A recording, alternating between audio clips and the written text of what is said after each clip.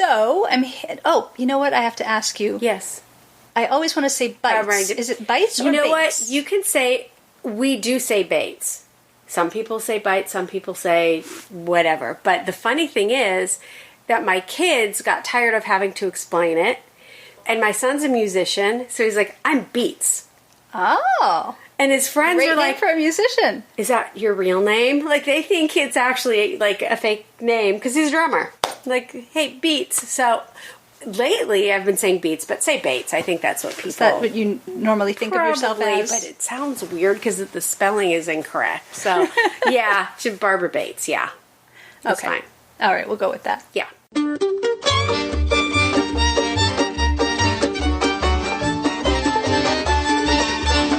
This is the Book of Life. I'm Heidi Rabinowitz. Before I moved from Massachusetts back to Florida, my friend Barbara Bietz came to visit me after attending a workshop at the Yiddish Book Center in Amherst, Massachusetts.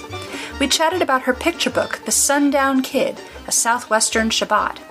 If you are a Jew from the American Southwest, tell us what makes your community unique. Call in or leave a comment at bookoflifepodcast.com.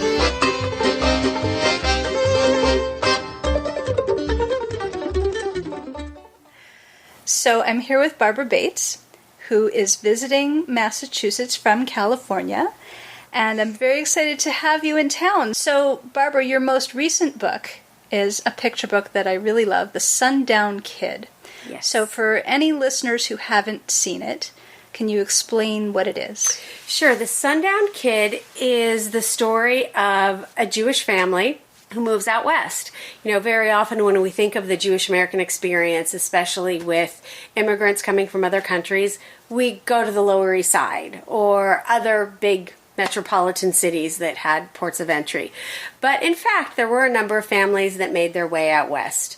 And I think their stories need to be told. They built cities and communities and temples and shuls that are still alive and vibrant today. I set out on a journey, too, to tell the story of these families. So this is the story of a family through the eyes of the young boy who makes the move out west. And it's about how the family acclimates to their new surroundings with new neighbors. You don't live in the area where the book takes place. Where does it take place exactly? It takes place in an unnamed desert town. In my mind, it is in Arizona. I spent many years in Arizona in college and graduate school, and I had a very good experience there, and I found the Jewish community to be warm and welcoming. And I was doing some research on a completely different topic, and I found out about the lives of a lot of these families that settled in Tucson, Arizona, and I was really inspired to tell their stories. And although I wasn't born and raised in Arizona, I am from California. So the Southwestern Jewish experience and the Western Jewish experience is something that I relate to. So what about their experience as Jewish people was different when they were living in the Southwest instead of like the Lower East Side? They weren't different in terms of their background and what they wanted in their lives, just in where they chose to do it. The Jewish populations were small. They had more interaction, I would imagine, with their neighbors because there weren't as many, and they really had to fight to hang on to their Jewish identities in times when it wasn't easy. And they really managed to do that. They built synagogues and they celebrated holidays very differently than you would have seen on the Lower East Side. And sometimes I think when you are a little bit isolated, you have a greater sense of your identity. So the families that built communities made an impact that is everlasting, you know, in the communities that still exist today. Oh, that's interesting. Yeah. So do the current Southwestern Jewish communities reflect something that they inherited from those pioneers? You can see the significance of some of the families that I read about in the names of the streets and the synagogues. One of my favorite stories in doing the research, there was a woman who was known as the Angel of Tucson because she brought with her some natural and homeopathic remedies from Europe. And she assisted the local doctor. And it turns out that her home was now a little sort of bar and grill that's in downtown Tucson, a place that I used to go when I was in college. And years later, I'm researching her life only to find out that that was her home. So that was kind of a fun full circle moment. Is the restaurant called the Angel of Tucson? No, it's not. That'd be a good name. It would be a good name, wouldn't it? So in the book, the Jewish child has a friend who is Latino, I guess. Mm-hmm. He invites his Latino friends to come and eat dinner with them. Right.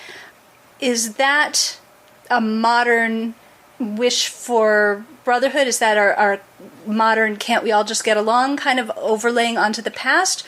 Or is that a genuine reflection of how a Jewish family would have lived at that time?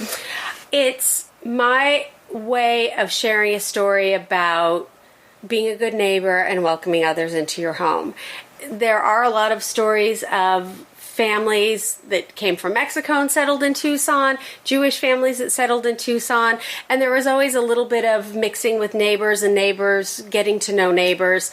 There were a lot of examples throughout the Southwest of women especially creating schools and gardens and places where children could gather, and they were integrated. They were Jewish and Catholic, and I just wanted to share that story of either what may have been or what the possibilities could be.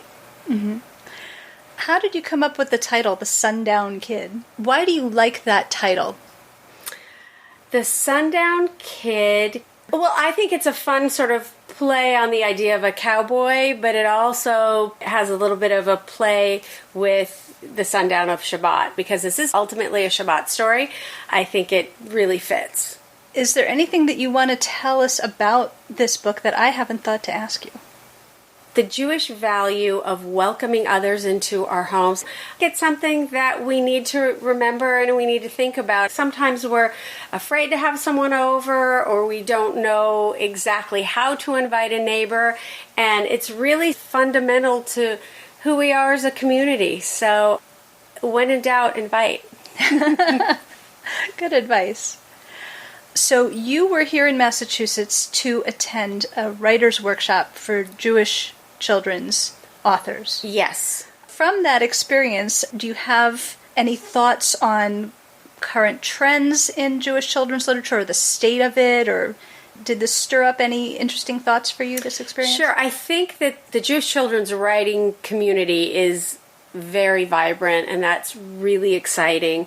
I was at the Yiddish Book Center for the Tent program, which is a program for writers, and it was sponsored by the PJ Library, and it was an opportunity to really learn about the history of children's Yiddish stories, which was fabulous, and also to share ideas about what we're all working on and what trends are coming up in Jewish children's literature. And what's really exciting is there really seems to be a lot of energy and excitement focused on creating stories of diversity within the Jewish children's literature world, and to create stories that reflect the Jewish community and the differences that we celebrate.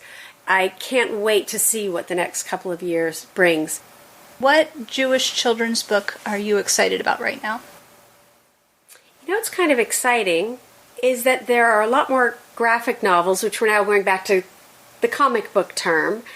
And I think that opens up stories to a whole range of new readers. I think there are some kids that really love reading comic books. And the fact that we have kind of this new category in Jewish books too, I think that's pretty exciting.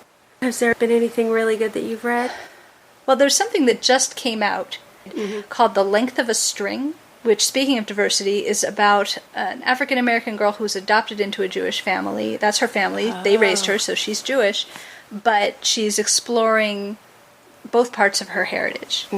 And she actually finds, if I'm remembering right, it's a diary of her grandmother, I think, on the Jewish side, and really gets in touch with that part of her heritage through kind of reliving the past of that side of her family. It's very well written. Amazing. Yeah. That sounds great. So, Barbara, thank you so much for joining us. Oh, thank you, Heidi. I'm so excited to be in Massachusetts and to be able to celebrate books with you. It's always exciting. Yeah. I'm Catherine Locke, author of The Girl with the Red Balloon. I'll be joining you soon on the Book of Life podcast.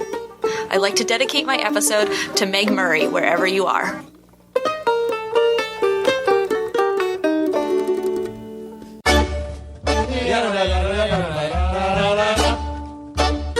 If you enjoy the Book of Life podcast, please become a patron at patreon.com/Book of Life. Leave a review on iTunes or a comment on our blog at bookoflifepodcast.com. You can also like our page at facebook.com/Book of Life podcast. Follow us at twitter.com/Book of Life pod.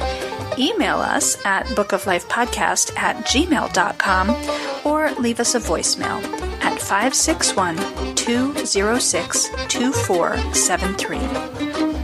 The Book of Life is a podcast service of the Feldman Library at Congregation B'nai Israel in Boca Raton, Florida at cbiboca.org and is supported in part by the Association of Jewish Libraries at jewishlibraries.org. Our background music is provided by the Freilach Makers Klezmer String Band. Thanks for listening and happy reading.